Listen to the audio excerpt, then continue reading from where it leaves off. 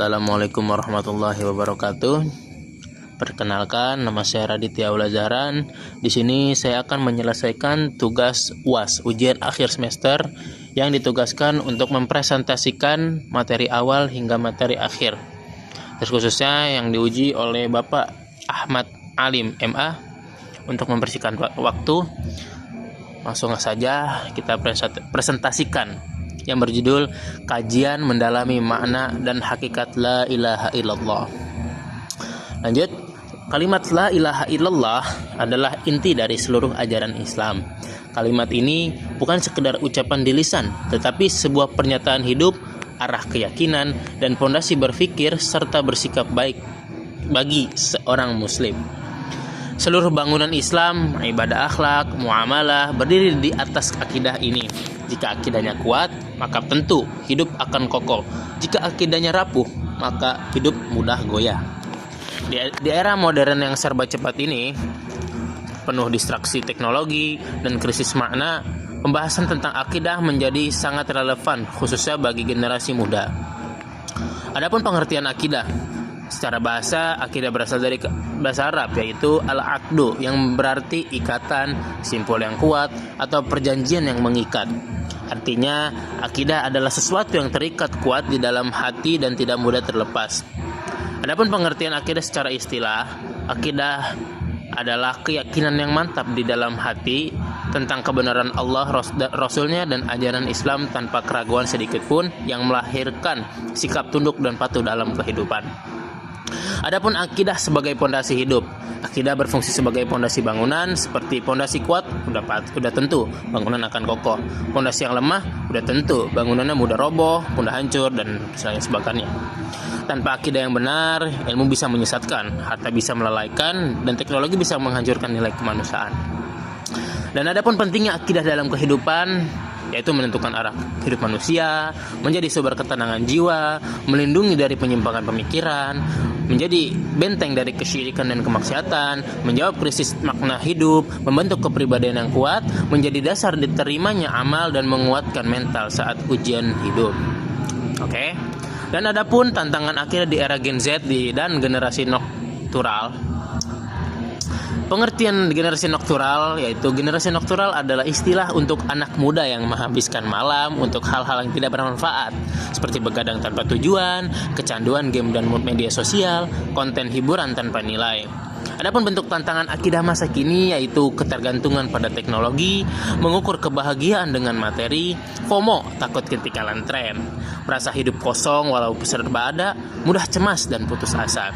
Adapun solusi dari tantangan akidah di era Gen Z ini, solusi dari krisis ini bukan sekedar motivasi, tapi penguatan akidah agar hidup punya arah dan makna. Pengertian la ilaha illallah. Pengertian la ilaha illallah secara bahasa, tidak ada la ilaha illallah, sesembahan kecuali Allah, yang artinya tidak ada sesembahan yang berhak disembah kecuali Allah. Pengertian secara istilah, la ilaha illallah adalah pernyataan tauhid, yaitu meniadakan seluruh untuk sesembahan selain Allah dan menetapkan ibadah hanya kepada Allah semata. Macam-macam kandungan la ilaha illallah, yang pertama ada an-nafyu, peniadaan, yaitu menolak semua Tuhan palsu seperti berhala modern, uang, jabatan, popularitas, dukun, jimat, ramalan, kepercayaan mistis tanpa dasar. Dan yang kedua ada al-itsbat, penetapan, yaitu menetapkan bahwa hanya Allah lah yang maha kuasa, hanya Allah lah tempat bergantung, hanya Allah lah yang berhak disembah. Yaitu terus ada memurnikan tauhid dari klinik dan khurafat. Pengertian klinik dan khurafat, klinik adalah praktik mistis untuk mencari kekuatan. Khurafat adalah kepercayaan yang tidak ada dalilnya. Contoh di era sekarang ini, percaya jimat agar laris, takut sial karena tanggal tertentu, menggantungkan nasib pada ramalan. Tauhid mengajarkan kita bahwa manfaat dan mudarat hanya dari Allah Subhanahu wa taala. Dan adapun ada syarat sah syahadat, macam-macamnya. Ada al-ilmu, mengerti makna syahadat bukan sekadar ikut-ikutan. Dan yang kedua ada al-yaqin, keyakinan, percaya penuh tanpa ragu. Al-qabul, menerima kebenaran Islam dengan lapang dada. Dan ada al-inqiyad, patuh, tunduk dan taat pada perintah Allah Subhanahu wa taala. Adapun yang kelima ada asyidik, jujur, iman yang selaras antara hati, lisan dan perbuatan. Yang keenam, al-ikhlas. Ikhlas, beribadah hanya karena Allah Subhanahu wa taala, bukan karena riya. Dan yang ketujuh, yang terakhir, ada al-mahabbah, cinta.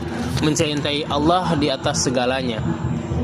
Adapun contoh penerapan akidah di era sekarang ini yaitu tetap jujur walau rugi, tidak menghalalkan segala cara demi viral, menjaga sholat di tengah kesibukan, tidak bergantung pada jimat atau ramalan, menggunakan media sosial secara bijaksana, sabar saat gagal, bersyukur saat sukses, tidak putus asa, menjaga adab dan akhlak, menjadikan Allah sebagai tujuan hidup.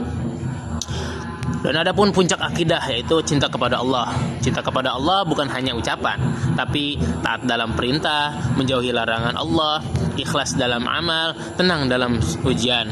Orang yang mencapai mahabbah tidak mudah takut, sedih ataupun putus asa.